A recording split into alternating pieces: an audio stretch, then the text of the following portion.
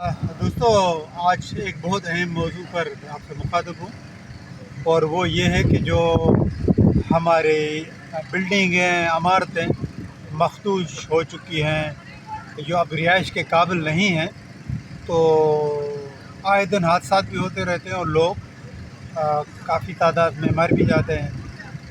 تو ابھی ہماری جو سینٹرل بلڈنگ کنٹرول اتھارٹی ہے، انہوں نے سروے بھی کیا ہے پورے سندھ میں، تو 722 ایسی بڑی عمارتیں ہیں جو ناکارہ ہو چکی، رہائش کے قابل نہیں ہیں۔ حالانکہ ان کو نوٹس بھی دیے گئے ہیں، مگر ان میں سے کافی لوگ ان میں ابھی بھی رہائش پذیر ہیں۔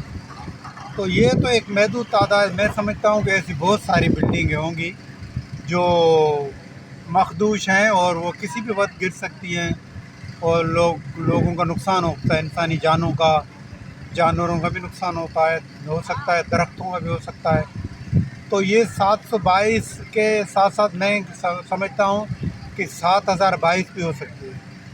تو میری گزارش ہے، اگر کوئی میری آواز سن رہا ہے تو ان پرانی عمارتوں میں رہائش آپ ختم کریں اور کسی محفوظ مقام کی طرف جائیں، یا کہیں اور رہائش اختیار کریں، یا کسی سے سپورٹ لیں، تو تاکہ یہ نقصان نہ ہو۔ اور یہ ہوتا رہتا ہے، آپ کو پتہ ہے، خصوص طور پر کراچی میں۔